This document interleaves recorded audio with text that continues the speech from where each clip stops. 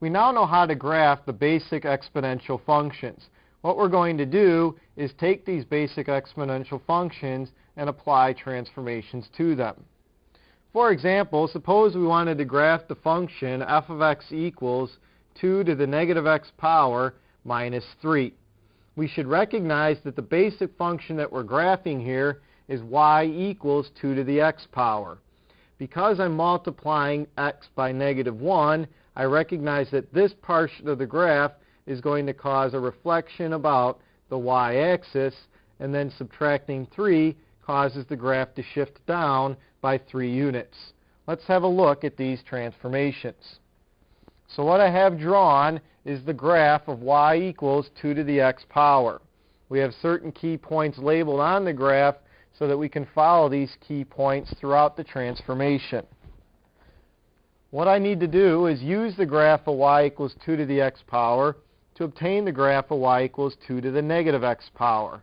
Because I'm multiplying because I'm multiplying the x value by negative 1, the graph is going to reflect about the y-axis. We obtain this graph by taking each of the x coordinates on the graph of y equals 2 to the x and multiplying them by negative 1. Let's look at the resulting graph. So we now have the graph of y equals 2 to the negative x power. Again, notice that all the x coordinates were multiplied by negative 1 to obtain this graph. Finally, we're going to obtain the graph of y equals 2 to the negative x power minus 3. By subtracting 3 from the function, the entire graph is going to shift down by 3 units, including the horizontal asymptote y equals 0. Let's have a look to see what happens. To obtain the graph of y equals 2 to the negative x power minus 3, all we do is subtract 3 from each y coordinate. So instead of negative 3, 8 being on the graph, it's negative 3, 5, etc. Notice also that the horizontal asymptote y equals 0 is now the horizontal asymptote y equals negative 3.